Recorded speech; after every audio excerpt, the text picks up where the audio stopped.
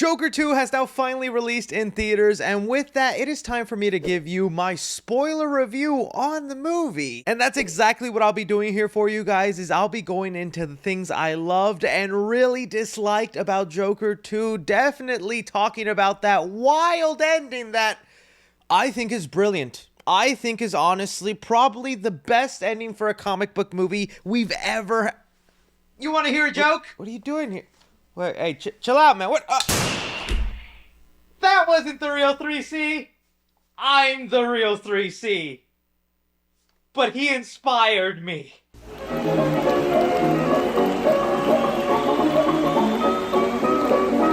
Oh, and this review is also a musical. I like big butts and I cannot lie. You other brothers can't deny. When a girl walks in with an itty bitty waist and a round thing in your face, you get sprung. Let's review Joker 2. But okay, with all that clowning around out of the way, let's go into talking about Joker 2. I mentioned I wasn't someone that was the biggest fan of that first Joker movie, but I do have a lot of respect and appreciation for it. More so now after watching the second movie, because it did have great commentary into looking at the psyche of someone that was mentally ill and a society that could care less about them. And yeah, I can't lie, in those last 10 minutes, the way it perfectly tied into the Batman mythos, setting up Bruce Wayne's origin, it gave me a bit of goosebumps. Now I was like, okay, I can totally see why there's some people falling in love with this movie. So it's so weird that the sequel just thought, how about we tear down everything people loved about that first movie, thus giving us Joker 2. Let's start off with the very beginning of the movie. You guys know, big Looney Tunes fan, I was kind of shocked that it opened up with a Looney Tunes-esque inspired short. It had the same music that you would see in a Looney Tunes cartoon, and I was like, wow, is Todd Phillips trying to give the middle finger to Warner Brothers for what they just did to their Looney Tunes movie and having it be a tax write-off with Coyote vs. Acme? It was like already immediately earning my respect, and I was like, I think I'm gonna end up loving this movie. But specifically, the short was kind of giving us a new insight to the ending of the last movie, where it seemed like Joker was battling with this shadow, his other half, that the whole movie tries to paint a picture and is the main argument Joker and his lawyer try to use when he goes to court, is that no, Arthur is not the Joker. It's a separate entity. It's a psychosis he developed. And I thought the short was kind of trying to lean into that, but instead what the short was really trying to let us know is that Arthur created this shadow, this persona, the Joker, and this persona he created not out of his mental illness or another individual living inside of him, but no, just the idea of the Joker became way too big for him to handle, and it started overtaking his life, where it was more about the idea of the Joker was consuming Arthur Fleck. And that's the main basis this movie tries to take us down that route, is Arthur trying to battle between living up to this persona he's built, where they've made TV movies about him in Gotham. He's developed this fan base and cult of people that love him and want to see him freed. Even the guards in Arkham enjoy that side of Arthur Fleck, where they're always like, tell us a joke, give us something funny. And Arthur always trying to fill in that void. Like, that's why it's so hard to kind of critique these movies, because as Joker comic book films, I think they flat out fail. But on paper, as a character study, I get why Todd Phillips thought he was cooking something genius here. He's putting the movie up to the faces of the fans who love the first and saying, you're no better than the media, the cult followers, everyone that's obsessed with this clown, because you don't love Arthur, you love Joker. And that's not good. We know it's a fictional character, buddy. We just want a fun fictional story to escape into a fantasy world for 2 hours. Why so serious? Not even quoting Heath Ledger. Why so serious now? And so at the end of the day, that's the basis of the movie. Like, let's go on to Lady Gaga's involvement in it. I remember when it first came out that she was just going to be another prisoner in Arkham and not have her traditional origin that was set up in the Batman animated series. I was a little disappointed, but to my surprise, they actually touch upon that in the movie. We later find out that she purposely committed herself in there so that she could come in contact with Arthur. She actually does have a background in psychology. Her parents parents are rich, she went to school, and she's just in love with the idea of the Joker and makes up this fake backstory to live in this fantasy world with him. Not gonna lie, parts of that I kinda like, but it also made her less interesting to me. There wasn't much to her than just another groupie that took it a step further and was willing to boink Arthur. Which, by the way, I can never look at the first look image of Joker 2 the same way. I had no idea that was the context of this photo when they released it, and now all I can think about is first look at Joker 2? More like Joker 2 Pump Chump.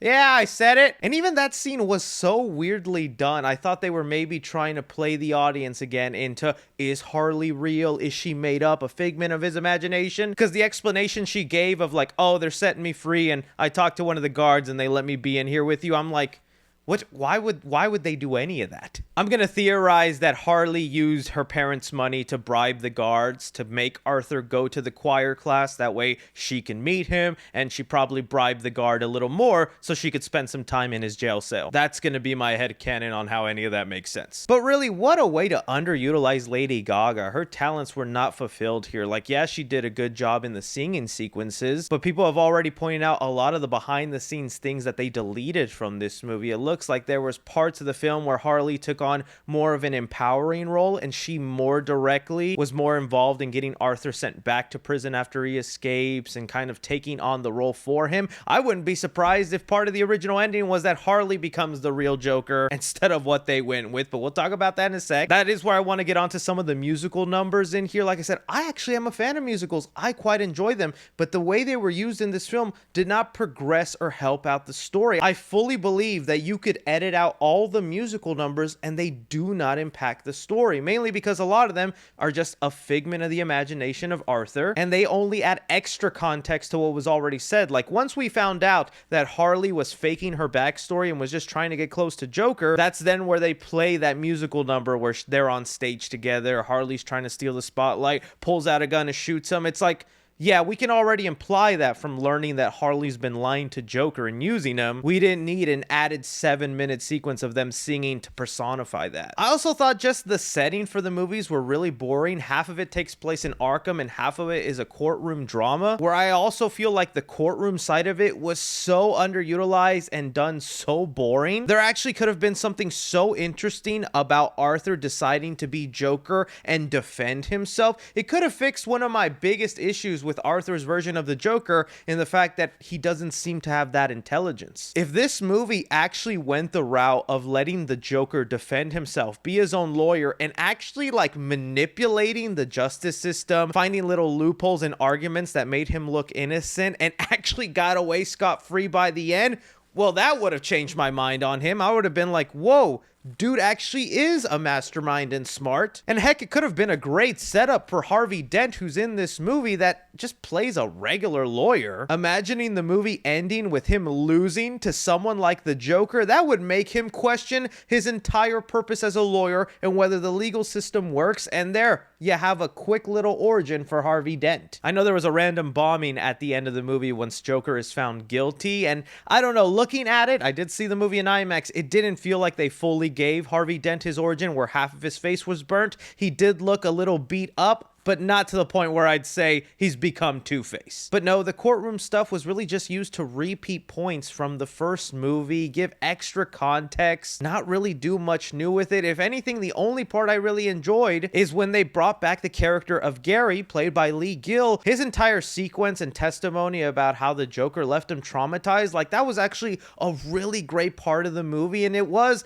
part of the battle Arthur was having in his mind, where he wants to be this crazy Joker person for the cameras and the people, but he is conflicted inside on who he hurts, people he did consider his friends, like Gary. Like, what a great scene that was, but it just, again, it's a small, awesome moment in a mostly dull movie. And you know, another odd thing I want to talk about why was this even included in the movie, and like, is this necessary? And I don't even know how to do it, especially wearing this dang clown makeup and being a fool of myself. There is a sequence in the movie after Arthur tries leaning more into the Joker persona, where in the courtroom scene, he starts mouthing off about the fat guards in Arkham and how they're useless and dumb. And that, of course, really pissed off the guards in Arkham to the point they drag him, they beat him, and then they unclothe him, and the movie heavily implies that the guards raped Arthur. Why? I get these movies are rated R, they're dark, and they're not supposed to be happy looks on life, but something like that, man, I'm just like, why was that needed? It also kind of makes it worse to me because it felt like that was the final straw out of everything that happened that finally broke Arthur, and he decided, yeah, I don't want to be the Joker anymore. It's not worth it. When there was already so many other things that were happening. Like, there were other great moments with the guards and the Joker. Like, I did kind of like the dynamic Brendan Gleeson had with Arthur, because at times it felt like he did like him. He did enjoy his company, and he felt bad for him. And that moment where he gives him a cigarette after telling a joke, and Arthur gets comfortable, pats him on the back saying, thanks, pal, and then the guard just smacks the back of Arthur's head. It's like, stay in your lane. We're not friends. This is not a companionship. Like, I thought that was kind of a great dark moment, because it also shows you the way the prison system handles people with mental illness. They're just there for entertainment, and they could care less about them. Another great moment is the friends Arthur was making in prison that were following and up to his side, and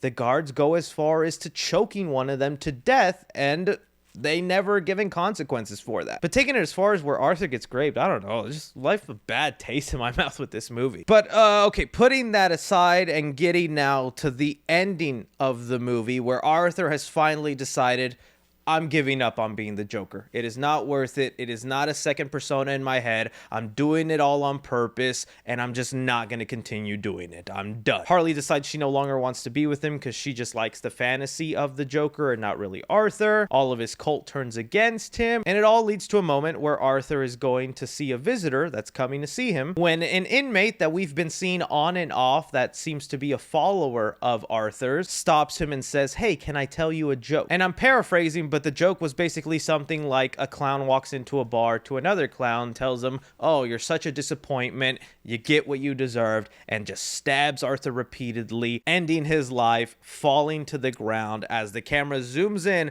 on Arthur in his last breaths. In the corner shot, that same inmate, we see them laughing maniacally, grabbing a knife, and cutting a smile into their face, implying Arthur was never the real Joker, and instead he goes on to inspire the real Joker, the one that will someday face off against Bruce Wayne Batman and actually live up to the shadow that Arthur has created of the Joker. I joked on this channel weeks ago. You can find the video where I said, I hate that fan theory. I think it's so dumb that people justify that fan theory as the reason why the first Joker movie doesn't have to exactly follow the path of a mastermind genius Joker, because Arthur's always supposed to be the inspiration for the real Joker. That's why he doesn't have all the character traits that we know the Joker to have. And I'm like, that is dumb. Why would you purposely want to see a movie of not the Joker, not the guy whose name is in the title, but the guy who then inspires the Joker? That has always been the dumbest fan theory that has been around since the first movie came out. And now that fan theory has now become canon, and I am losing my mind. And I'm not kidding. You can find articles that are several years old. Your movie isn't genius because you took a fan Reddit theory and made it real. It just shows you're lacking any creativity with your film. And before you start getting in that comment section and defending the thing, do not tell me, yeah, Chris, but at least now we know how Heath Ledger got those scars.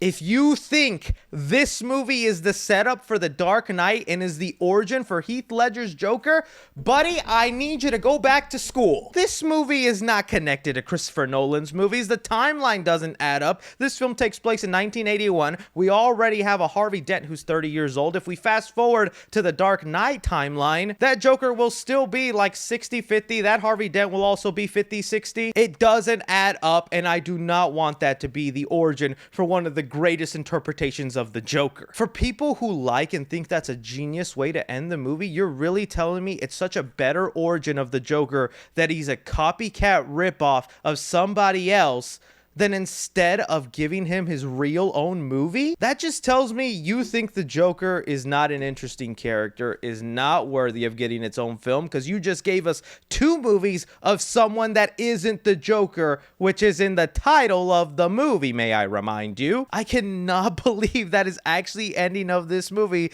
that we got 2 films that were not about the Joker at all. And I'm even more baffled by the people defending that ending and thinking that's such a cool way to end the films. There's no way we're getting Joker 3 and then we're following that Joker. Are you kidding me? And like I was saying, even people who are major fans of that first movie, does this not now ruin the Joker origin? Because now you know that whole movie is not even about the Joker. It's just about a guy named Arthur who was pretending to be something he wasn't, and all along these were just character study movies on a guy named Arthur that just happened to dress up like a clown. Like, there is a part of me, if this wasn't Joker, if this wasn't connected to anything like that, I'd probably be a little bit more interested in these movies and think of them as interesting insights into something, but as comic book origin stories for one of the most iconic villains of all time, and you're telling me he's such a lame villain that he wasn't even worthy of getting his actual story told, but instead a random guy that just happened to give him all the ideas?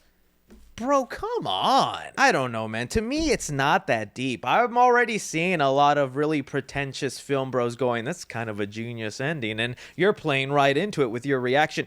The Joker isn't a real guy. We know he's fictional, and we like escaping with fictional made-up characters because it's fun. This movie's treating it like Joker was actually Jeffrey Dahmer and people are dressing up like him and idolizing him. And if that's the case, yeah, do that version of the story with like a real-life serial killer people obsessed with, not a fictional clown whose main enemy is to fight a guy dressed in a batsuit. Like, we're just trying to have some fun, and you're over here taking things way too seriously. So, I don't know, guys. It just was not for me. I can't believe this is the way they decided to go with Joker 2. There is a part of me that knows in 10 years people are going to come back to this movie and call it a masterpiece and ahead of its time, and who knows, maybe. But right now, it's just kind of like, what? What were you thinking? But I throw it off to you guys. With Joker 2, are you happy with the movie? Did you like the outcome? Are you someone that enjoys the ending? Leave me all your opinions down below. Don't forget to like, subscribe, follow me on Twitter at 3C Films or on TikTok at 3C Films. But as always, I'm the Junkler. Take care.